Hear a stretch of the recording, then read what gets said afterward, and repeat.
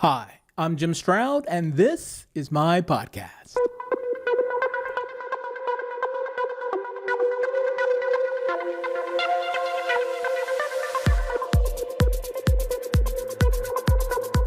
Recently, someone brought to my attention this app called True Public. It's a polling app that tracks public opinion. One of the polling statements was, racism is still common in the American workplace.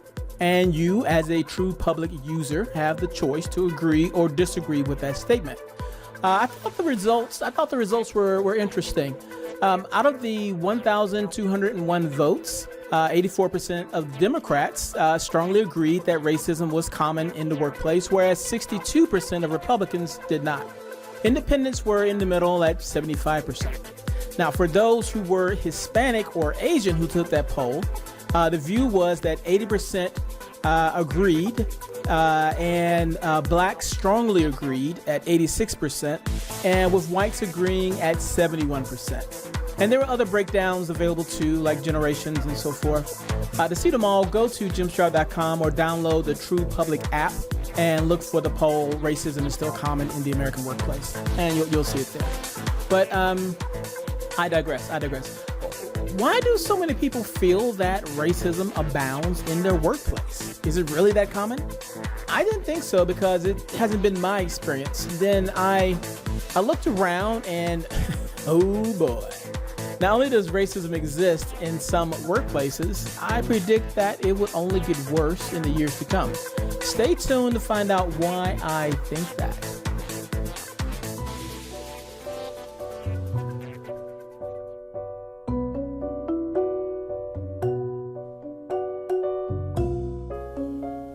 Entrepreneur Kylie Jenner makes an estimated $1 million per sponsored post on her Instagram, which makes her the highest paid celebrity influencer on the social media platform, according to the 2018 Instagram Rich List compiled by Hopper HQ, an automated Instagram scheduler. Jenner is followed by singer Selena Gomez, who gets $800,000 per sponsored post, and star soccer player Cristiano Ronaldo, who earns $750,000.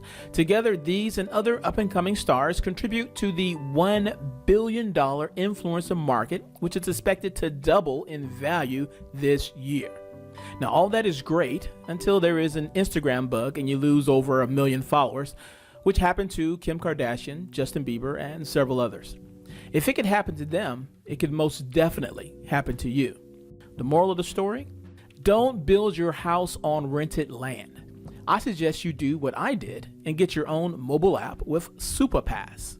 SuperPass makes cutting-edge content apps easy, instant, and affordable. So whether you already have content or are looking to start making money by selling your podcasts or videos online, SuperPass can help. So sure, build up an audience on social media, but drive the traffic to a property you own, and that property should be SuperPass. For more information, visit SuperPass at www.superpass.app. That's www.superpass.app.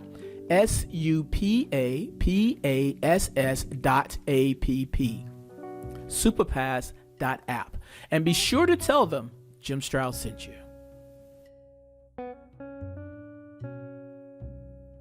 Okay, for those who don't know about the EEOC, here is an overview of what they do straight from their website. Quote, the U.S. Equal Employment Opportunity Commission, aka EEOC, is responsible for enforcing federal laws that make it illegal to discriminate against a job applicant or an employee because of the person's race, color, religion, sex, national origin, age, disability, or genetic information. It is also illegal to discriminate against a person because the person complained about discrimination, filed a charge of discrimination, or participated in an employment discrimination investigation or lawsuit. Most employers with at least 15 employees are covered by EEOC laws. Most labor unions and employment agencies are also covered. The laws apply to all types of work situations, including hiring, firing, promotions, harassment, training, wages, and benefits, end quote. Now, among other things, the EEOC tracks how many cases of discrimination they process per year per state. Now, I was kind of curious, so I looked and I saw that the top 3 were Pennsylvania, which had 4,463 cases filed, last year. Texas had 7,482. Florida, 6,617. Those are the top three states in terms of discrimination cases processed by the EEOC. Now, I want to share with you now a few cases related to racism in the workplace that you might not have heard about in the news. And as with every story I cite, links to everything are in the show notes, which can be found at jimstroud.com.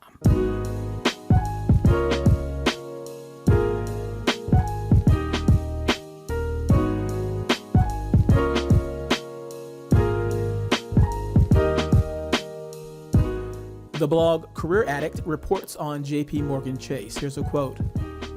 Amidst ongoing allegations of a lack of diversity on Wall Street, high-profile investment bank JP Morgan Chase settled out of court for $19.5 million with 6 of its employees last year, citing its commitment to ensuring a diverse and inclusive environment as its reason for avoiding litigation. The 6 employees in question, located at JP Morgan Chase branches across the U.S., claim that they were relocated by the bank to less lucrative branches than their white counterparts, thereby denying them numerous career and growth opportunities. As part of the settlement, an additional $4.5 million will be set aside to fund anti-discrimination training, recruitment drives, and coaching programs for Black employees. Now, I learned this from Campus Safety Magazine. There was a report that said a federal court in Virginia had entered a $200,000 judgment against Old Dominion University in favor of Brett Birkmeyer, who was a white former police officer in the predominantly Black Old Dominion University Police Department. Now, he sued ODU, claiming he was fired because he was white and because he complained to officials that he and other white employees at the police department were being subjected to race discrimination. Interesting. And this case, EEOC versus Hamilton Growers, I found out about on the Expert HR blog. Here's a quote. Hamilton Growers, doing business as Southern Valley Fruit and Vegetable, or Southern Valley, agreed to pay $500,000 to settle a claim of racial bias brought by the Equal Employment Opportunity Commission. Now, the EEOC alleged that Southern Valley violated Title VIII by terminating almost all American workers while retaining most of its workers from Mexico. The EEOC also claimed that American workers were provided with lesser job opportunities, subjected to different terms and conditions of employment, such as delayed starting times and early stop times, or denied the opportunity to work at all, while Mexican workers were permitted to continue working. In addition to the monetary settlement, Southern Valley agreed to exercise good faith and implement non-discriminatory hiring practices by recruiting and retaining qualified American workers and African American workers for all farm work positions. When I look for examples of judgments awarded as a result of EEOC litigation and/or related lawsuits, I wanted to find a pattern. I wanted to gauge if racism in the workplace was an actual thing or if it was something that disgruntled employees claimed. After all, just because people file a case against an employer for discrimination doesn't necessarily mean that it's so, especially in the light of the political and cultural divide that seems to be growing these days in America. So imagine my delight and subsequent disappointment when I stumbled across this book called Rights on Trial: How Workplace Discrimination Perpetuates Inequality.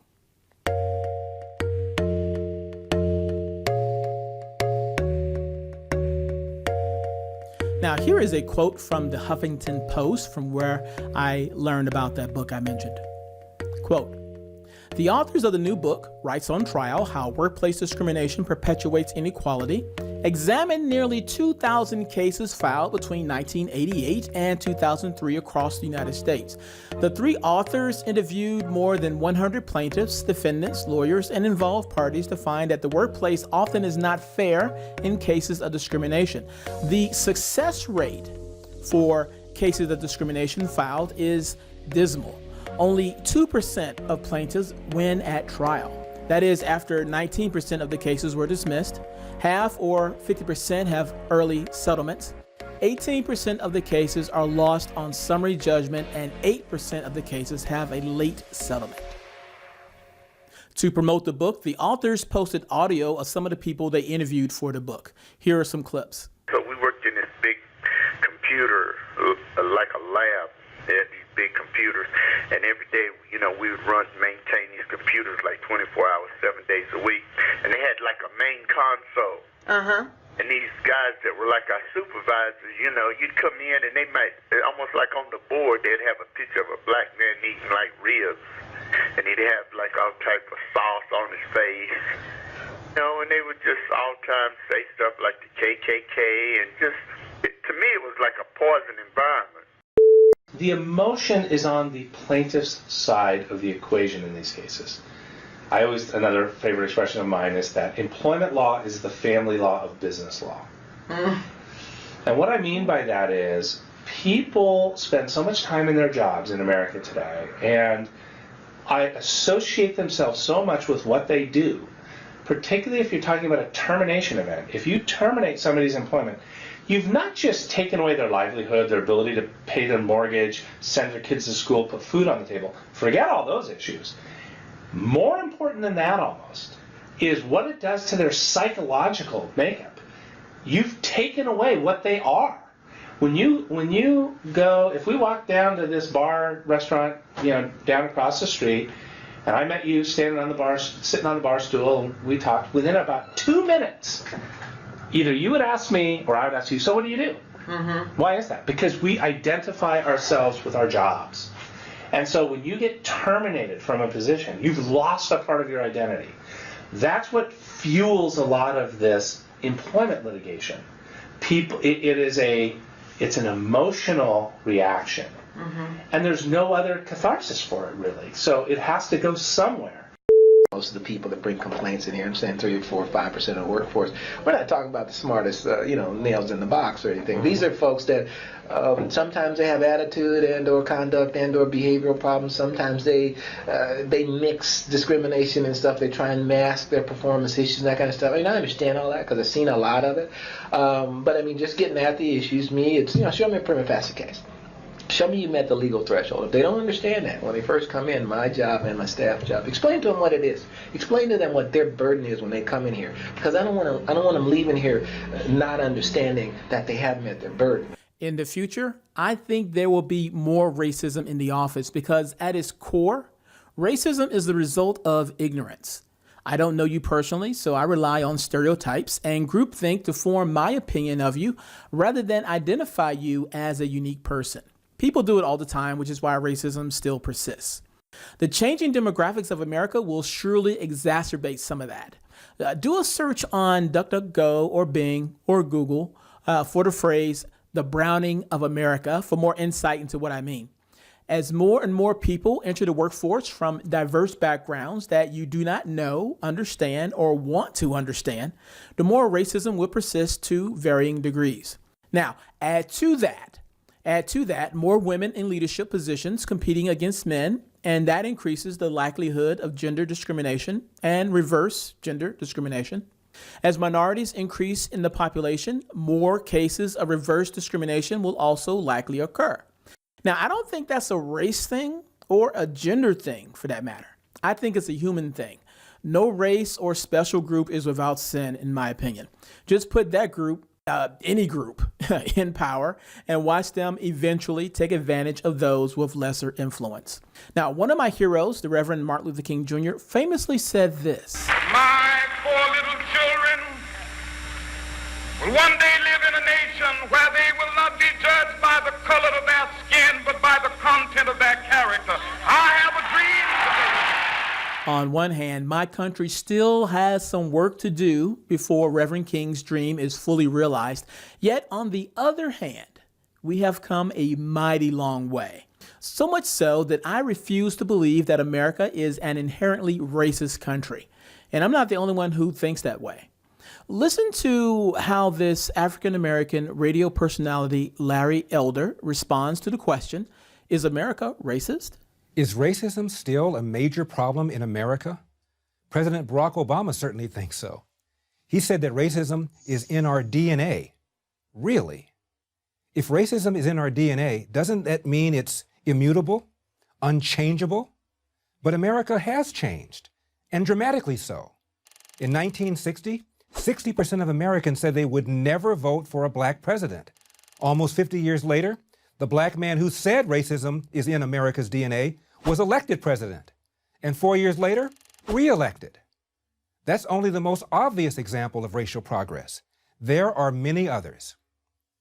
Take interracial marriage. As William H. Fry of the Brookings Institution wrote, sociologists have traditionally viewed multiracial marriage as a benchmark for the ultimate stage of assimilation of a particular group into society. Black-white marriages were still illegal in 16 states until 1967, and a 1958 Gallup poll found that only 4% of Americans approved of black-white marriages. Today, that number is 87%. In 1960, of all marriages by blacks, only 1.7% were black-white. Today, it's 12% and rising. Like everything else in my podcast, you can find a link to the full version of Is America Racist by Larry Elder in my show notes, which are posted on jimstroud.com. Please check them out. And if you have not already, please rate my podcast on Apple Podcasts and or on your favorite podcast platform.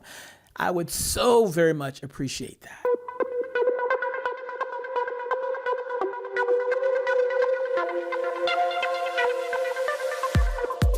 If you love what you heard, hate what you heard, or don't know what you just heard, I want to know about it.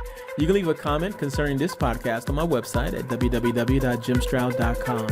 In addition to finding source material and related information for this podcast episode, you'll find other goodies that I hope will make you smile.